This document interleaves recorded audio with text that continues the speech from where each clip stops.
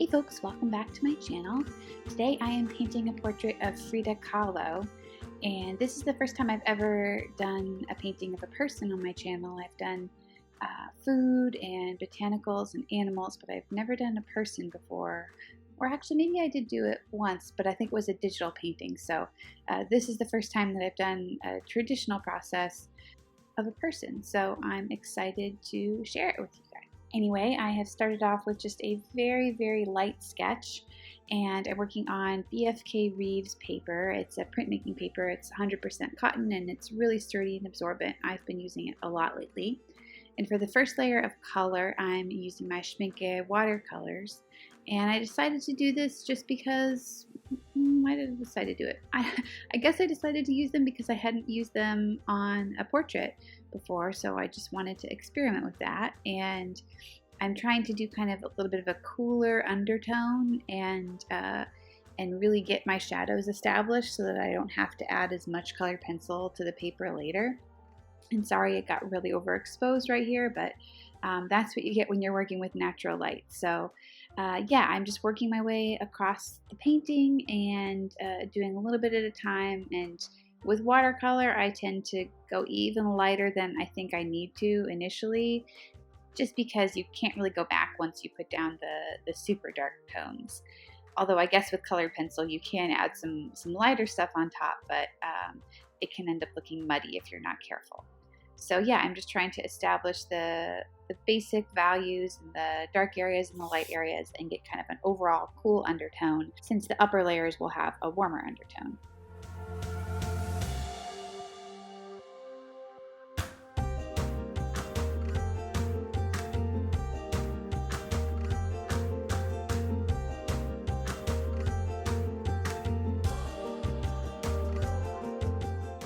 While I'm working, I thought I would go ahead and answer a question or two that I've gotten recently.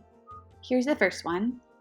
I have this client who really likes Skype meetings. The meetings last 3 hours, and sadly we discuss mostly things that could easily be communicated by email.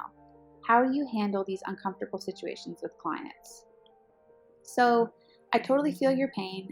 I would say for the most part, my clients, especially my editorial and advertising or packaging clients, they are very happy to communicate by email. Most of the time, I mean, I have had some clients that wanted to communicate by phone at least once. But usually, especially if it's once a process is underway, they just want to communicate by email. And I prefer that anyway, not only because I am introverted and don't really like the phone, but because I like having a written record of things. And sometimes I guess it's easy to miscommunicate with email too, but I feel like in terms of a specific visual request or an edit, it's easier to miscommunicate that over the phone, or for the client to feel like they asked for something different than you actually understood. So I think even if I were going to have regular phone meetings, I would want to have an email record of things. So yeah, I haven't answered your question yet, I suppose, but the few clients that I've had that really wanted a lot of phone time, I guess I've just really tried to restrict it. So, and to be honest, I haven't really had like a great client that wanted a lot of phone time. If I had a client that I really liked and who had provided me with a lot of work, but the one caveat was that they wanted to have phone meetings instead of email, I would make that work. But for the most part, the few clients that I've had that just wanted to kind of shoot the breeze on the phone, they weren't actually really that serious. They wanted to kind of discuss a concept and get my ideas, but usually it didn't end up going anywhere. So my overall approach, I guess, is that I will agree to have one phone call with a client when I'm onboarding them, when they're like just brand new and we're first getting connected and I'm learning about their project. And I don't offer that ever really, but if a client asks for it, I'll say, sure, happy to do a phone consult. But then once our working relationship is established, and especially once we've signed a contract and everything, I really do try to only communicate by email. And I might even go so far, if a client is continuing to ask for phone calls, I will say, generally, I find that it works well to communicate by email so that we have a written record. And I'll even say as well, like, I'm happy to talk by phone, but I will still require you to send me notes of basically of everything that you wanted. So I don't know if that makes sense, but essentially I'll agree that sure, we can have a phone call, but you're going to have to email me anyway. So I think sometimes clients want the phone call because they don't want to have to like spend the time writing their thoughts down. But if they know that they're going to have to write their thoughts down anyway, it's a little bit, the phone call is a little bit less appealing. So that's my overall approach. Hope that helped.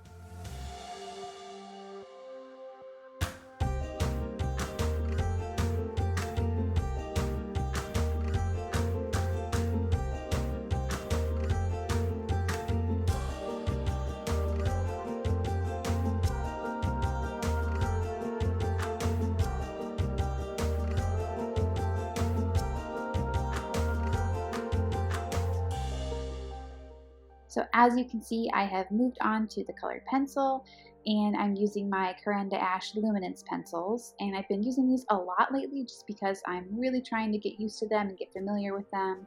For this piece, I'm using, as I mentioned, quite a bit of warmer tones for the skin. So I'm working with some ochres and some corals and reds and pinks.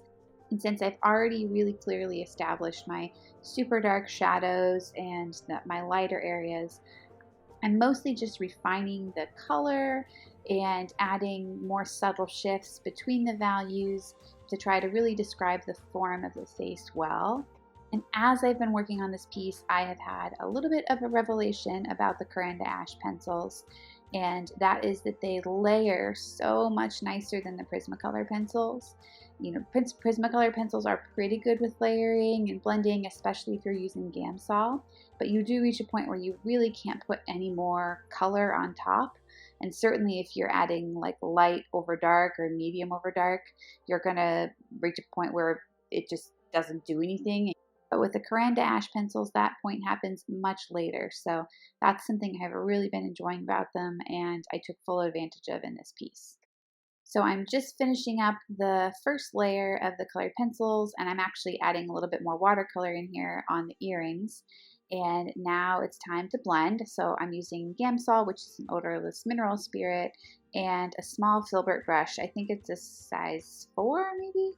And just kind of softly blending some of those colors to eliminate the texture, or most of the texture. And this is also going to help me be able to add more colored pencil on top once it's all dry. All right, next question. How do you decide on the size of your paper? Is it dependent on the amount of detail you're aiming for, or does the client ask for a specific size? Well, it can be both of those things actually. So if I'm just working on a piece for my portfolio, just something for myself, usually it is dependent on the amount of detail I want to achieve, or the inverse, like if I'm trying to create a piece that's smaller, that has less detail, just to kind of show what my style looks like in that range, then I'll purposely work on a smaller scale. Yeah, and I think that there are certain subjects that I am probably more comfortable doing at a higher level of detail. Like even this portrait, this is a little small for me. I would rather be working a little larger, but I'm really trying to push myself to be able to work on a smaller scale, just because, especially for editorial work, it's nice if you can work at that scale, if you're not like constantly having to work really big, because bigger work takes way more time. And an advantage of smaller work is that you can get it done in a shorter time frame, even if it is more constraining in terms of the level of detail that you're able to get. And then there are times as well that a client asks for a specific size. So usually if it's editorial or packaging, they mostly just care about the size of the digital image and the finished size.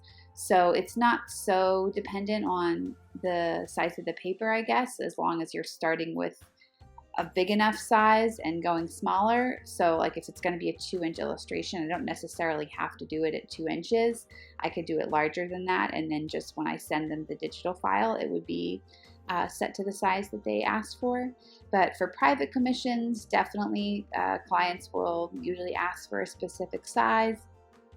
And then there are some rare commercial commissions where the client knows that they are going to use it in a lot of different applications, and they know for sure that they have to have the file be a certain minimum size. So then that does dictate the size of the paper that I have to work on. So I'm getting closer to finishing up here. I'm just going back through the headdress and adding a lot more detail to the flowers and the leaves, and trying to make sure that there's a little bit of a soft transition between the really, really dark value of her hair and the light, bright value of the flowers, just so it doesn't look too intense.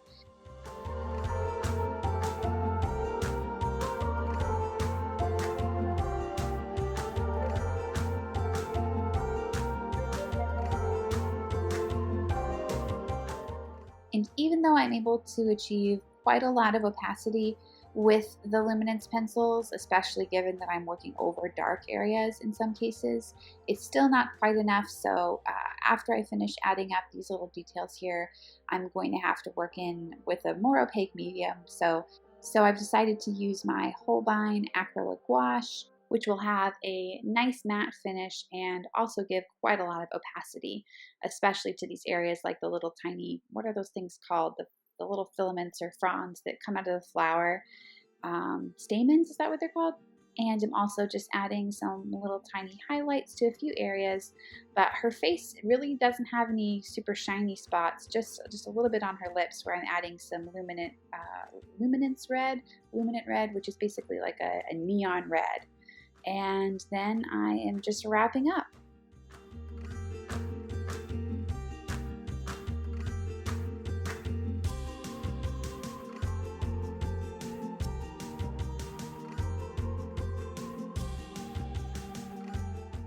And here's the finished piece.